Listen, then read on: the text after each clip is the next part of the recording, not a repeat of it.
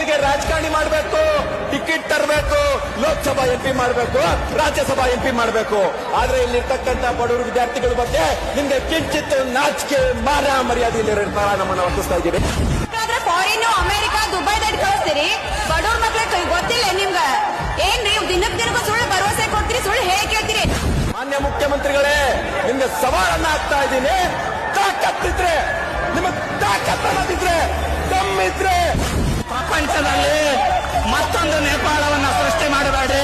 ಯಾಕಂದ್ರೆ ವಿದ್ಯಾರ್ಥಿಗಳ ಶಕ್ತಿ ಇವತ್ತು ಎಲ್ಲ ರಂಗಗಳಲ್ಲಿ ಕೂಡ ಮೀರಿಸುವಷ್ಟು ಶಕ್ತಿ ಇದೆ ಅಂತ ಹೇಳಿ.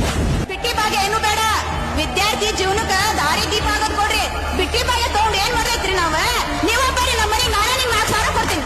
ನಮ್ಮ ಮನೆ ಬಂದ್ ಕುಂಡ್ರೆ 4 ಸಾವಿರ ಹೋಗಿದ್ದೆ ನೀನು ನೋಡೇನ. ಇವತ್ತು ನಮ್ಮ ತಂದೆ ತಾಯಿಗಳು ಸಾಲ ಸಮದ ಮಾಡಿ ಏನಾದ್ರು ಓದಬಹುದು, ಆದ್ರೆ ನಮ್ಮ ವಯಸ್ಸು ಮುಗಿದು ಹೋಗ್ತಾ ಇದೆ. ನಿಮ್ಗೇನ್ ಅನ್ಸಲ್ವಾ? ನಾವು ಹೆಣ್ಣು ಮಕ್ಕಳು ಬೀದಿಗೆ ಬಂದೀವಿ, ಮನೆಗ್ ಬಂದ್ರೆ ನಮ್ಗೆ ಬೆಲೆನೇ ಇಲ್ಲ. CM ಅವರೇ, ನೀವು ಕೂಡ ಅಷ್ಟೇ. ಕಾವೇರಿ ಮಾಸ್ ಬಂದ್ರೆ ಏನ್ ಹೇಳ್ತೀರಿ ಗೊತ್ತಾ? ನಾವ್ ಹಾಕಿರೋ ಭಿಕ್ಷೆಯಲ್ಲಿ ಸರ್ಕಾರ ಇರೋದು, ನಿಮ್ಮಪ್ಪಂದಲ್ಲ ಸರ್ಕಾರ. ಮಾನ ಮನುಷ್ಯತ್ವ ಏನಾದ್ರು ಐತಾ? ಒಬ್ಬ ವಿದ್ಯಾರ್ಥಿ ಧಾರವಾಡದಾಗ ಓದ್ಬೇಕಂದ್ರೆ ಕನಿಷ್ಠ 6 ರಿಂದ 7 ಸಾವಿರ ರೂಪಾಯಿ ವಿದ್ಯಾರ್ಥಿ ಅನ್ನೋದೇ ಅಮೌಂಟ್ ಬೇಕು ಸ್ನೇಹಿತರೆ. ಆ ಹಣವನ್ನ ನಮ್ಮ ತಂದೆ ತಾಯಿಗಳು ಕೂಲಿ ಮಾಡೋರು ಎಷ್ಟು ದಿನ ಕೊಡ್ತಾರೆ ಸ್ವಾಮಿ? ಮಕ್ಕಳು ಹೆಣ್ಮಕ್ಳು ಮನೆ ಕಳಿಸ್ತೀರಿ ನೀವು? ಒಂದ್ ಮನೆಗೆ ಹೋಗ್ಬೇಕಂದ್ರೆ AC ಕಾರು, ಮತ್ತೆ ಅದಕ್ಕೆ ಸಪ್ರೇಟ್ ಅವ್ರ ಗಮ್ಯಾನ. ನಮಗಾರಿ ನಾವು ಬೀದಿ ಹಣ ಸತ್ತ ನಮ್ ತಂದೆ ತಾಯಿ ಹೊರಗೆ ಬರ್ತಾರ, ಆಗ ನಿಮ್ಗೆ ಗೊತ್ತೈತಿ. ಅವ್ರ ಮಕ್ಕಳ ಜೀವನವನ್ನು ರೂಪಿಸೋದ್ರಲ್ಲಿ ಎಲ್ಲಾ ರಾಜಕಾರಣಿಗಳು ಬ್ಯುಸಿ ಆಗಿಬಿಟ್ಟಿದ್ದಾರೆ ಸ್ನೇಹಿತರೆ. ಇವತ್ತು ಬಡವರ ಮಕ್ಕಳ ಬಾರು ಬೀದಿಗೆ ಬಂದಿದೆ ಏನು?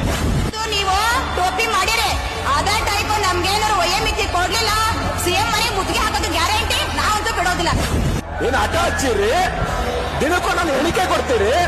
ಕಳೆದ ವರ್ಷ ಹೇಳಿದ್ರಿ ಸ್ವಾಮಿ ನೀವು 1,000 ರೂಪಾಯಿ ಬೇಡ, ಫ್ರೀ ಬಸ್ ಬೇಡ, ವಯೋಮಿತಿಯನ್ನು ಹೆಚ್ಚಿಗೆ ಮಾಡಿ ಉದ್ಯೋಗನ ಸೃಷ್ಟಿ ಮಾಡಿ ನಾವು ಓದಿ ನಮ್ಮ ಶ್ರಮದಿಂದ ನಮ್ಮ ಕುಟುಂಬವನ್ನ ಸಾಕ್ತೇವೆ ಸ್ವಾಮಿ. ಈ ಕಾಂಪಿಟೇಟಿವ್ ಎಕ್ಸಾಮ್ಸ್ ಅನ್ನ ಸುಮ್ಮನೆ ಆಯ್ಕೆ ಮಾಡ್ಕೊಂಡ್ಬಿಟ್ಟಿವೇನೋ, ಎಲ್ಲೋ ಕೂಲಿ ನಾಲಿ ಮಾಡಿಬಿಟ್ರೆ ನಮ್ಮಪ್ಪ ನಮಗೆ ಒಳ್ಳೆ ಮಗನಾಗಬಹುದಾಗಿತ್ತು. ದಿನಕ್ಕೆ 300 ರೂಪಾಯಿದಿಂದ 500 ರೂಪಾಯಿ ದುಡ್ಡು ಸಾಕ್ಬೋದಾಗಿತ್ತು. ಇವತ್ತು ಸರ್ಕಾರದ ನೌಕರಿಯನ್ನ ನಂಬಿಕೊಂಡು ಎಲ್ಲೋ ಒಂದ್ ಕಡೆ ನಾವು ಮೂಲೆ ಗುಂಪಾಗಿಬಿಟ್ಟಿವೆ ಅನ್ಸುತ್ತೆ. 4 ದಿನದಿಂದ ಊಟ ಇಲ್ಲ, ಏನಿಲ್ಲ.